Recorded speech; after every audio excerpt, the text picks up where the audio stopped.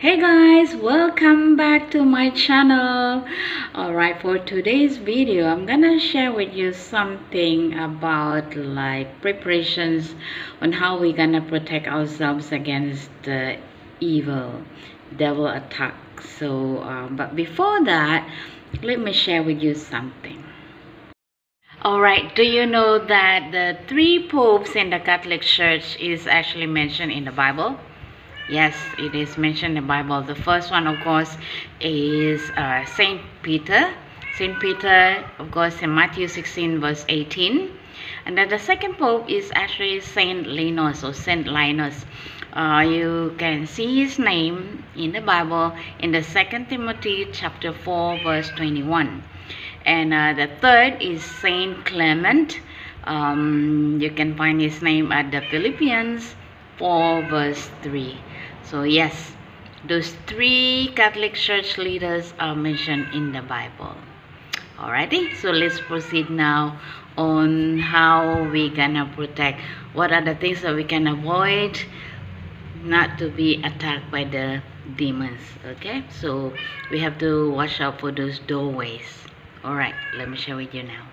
In the spiritual realm, the exorcism and deliverance ministry usually addresses problems arising from lack of spiritual protection or someone purposely opening the door to evil.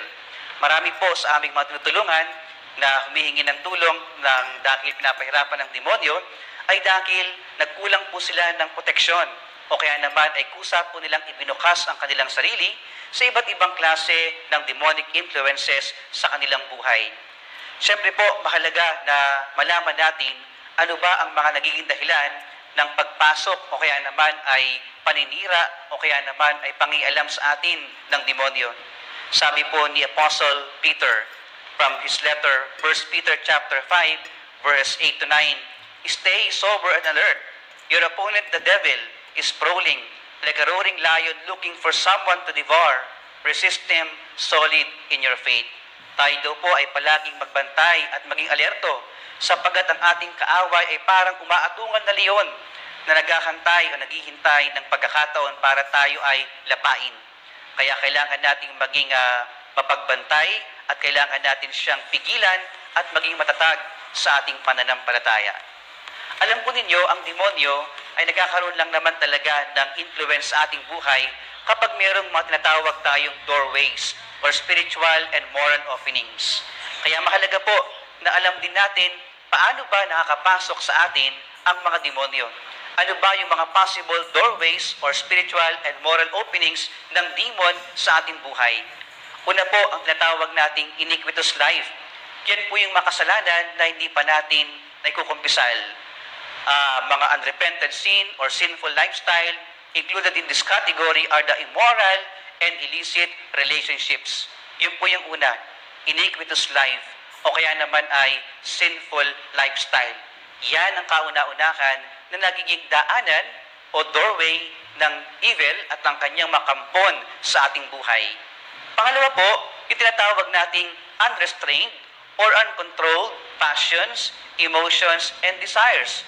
Lalong-lalo na po ang anger, hatred, unforgiveness, envy, sloth, despair, despondency, lust, jealousy, pride, vainglory, gluttony, and avarice. Yan po yung mga kalimitan na mga nagiging daanan ng demonyo sa ating buhay on the level of passions, emotions, and desires. As you can observe, yan po yung 7 capital sins. Kaya mahalaga din pong magsuri tayo, mag-examine tayo ng ating mga sarili. Ano ba yung mga passions? Ano ba yung mga emotions? Ano ba yung mga desires natin na baka hindi po natin nababantayan o nata-check? Kasi possible po yan na maging point of entry o doorway sa atin ng evil one. Pangatlo po, ang isang tao nagkakaroon o nakakaranas ng demonic influences sa kanyang buhay kapag meron siyang direct contact with the preternatural world. Ano po ba yung preternatural world? This is the world of evil spirits. This is the world of the fallen angels.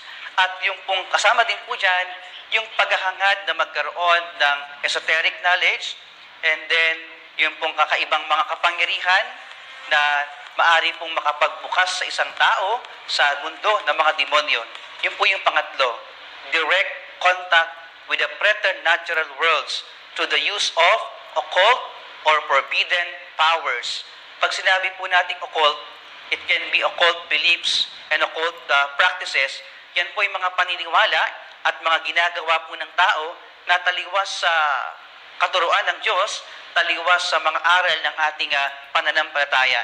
At pang-apat po, karaniwan po, akala po nila okay lang po magkaroon ng ganito. The use of the occult third eye and psychic abilities. Ito po yung kakayahan na makakita, makaramdam, at magkaroon ng komunikasyon sa daigdig o sa mundo ng mga espiritu. Akala po nila, o sabi po ng marami, ang occult third eye ay isang charisma, galing po sa Diyos. Hindi po. Sapagkat ang sapagkat ang occult third eye, yan po yung organ na ginagamit sa tinatawag po nating divination. Yung pong pagkakaroon ng kakayahan na alamin ang mga bagay na darating, o kaya naman malaman ang mga bagay na mangyayari pa lamang, o mga bagay nung nakalipas at iba pang makaalaman o knowledge apart from God. Kapag ang isang tao po may occult third eye, mas malaki po ang posibilidad. There's a higher possibility that he or she will be molested by the evil spirits in various ways. Yun po yung pang-apat. Ito po yung ilan sa mga occult practices that serve as doorways of the evil one. Siguro po ang ilan sa mga bagay na ito ay pamilyar po tayo o narinig po natin sa paligid po natin because of the influence of other traditions or other orientations or other groups na encounter po natin sa ating buhay araw-araw. Ito po yung ilan sa mga occult practices and beliefs. Psychic healing, crystal healing, faith healing, energy healing, magnetic healing, and pranic healing, psychic readings, reincarnation and past life, Satanism, spell casting, and casting curses, spirit questing, and tarot card reading. Palagay ko po ang ilan sa mga ito ay narinig nyo na po. At sana naman po hindi po natin pinapaniwalaan at di po natin ginagamit. Kasi kapag pinapaniwalaan natin at ginagawa po natin ang mga occult beliefs and practices na ito, we are opening ourselves to various demonic influences sa buhay po natin. So mahalaga po, tingnan po natin ang ating sarili. What are practices? What are beliefs na ginagawa ko na akala ko tama, nun pala ay hindi? Because they are occult beliefs and practices na dapat po nating iwasan.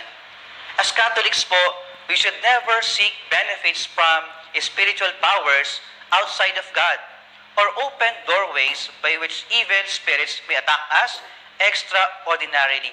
Dapat po iwasan po natin. O wag lang iwasan talagang, wag tayong mag-subscribe. Wag tayong maniwala dun sa mga beliefs and practices na yon.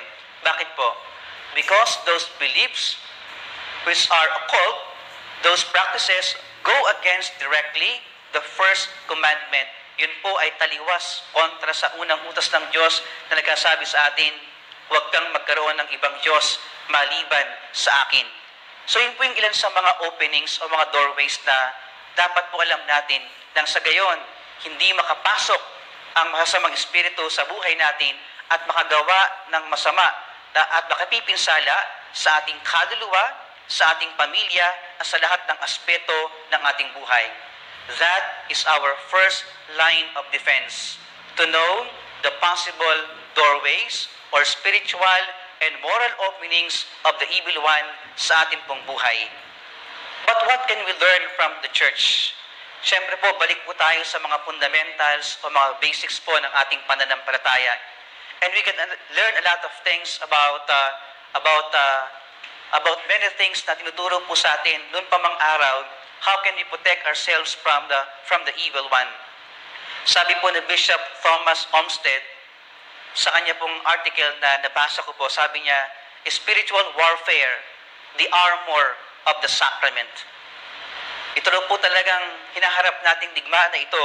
It is something spiritual and our armor is the sacrament. Yan ang ating sandata. But why is it a spiritual warfare? Every day, we engage in a spiritual warfare. But it is not with flesh and blood, but with the principalities, with the powers, with the world rulers of this present darkness, with the evil spirits in the heavens. That's from Ephesians chapter 6, verse 12. Sabi po ni Apostle St. Paul, the battle is something spiritual in nature, and our enemies are not flesh and blood. Our enemies are spirits, principalities, powers. Sa madaling sabi po, ang kaaway po natin ay hindi natin nakikita. Parang COVID-19 na nagbibigay po ng sakit po sa atin. Our enemy is invisible. Our enemy is spiritual. At dahil po dyan, ang atin pong weapon dapat din ay spiritual. Our enemy is spiritual in nature, and our weapons to protect and defend ourselves must also be spiritual in nature. Hindi po mga bala, mga anting-anting, o mga bawang, o anuman po na mga material o mga bagay na galing po sa mga occult practitioners. These are powerless po, mga kapatid. Wala pong panama ang mga ito. Wala pong bisa ang mga ito.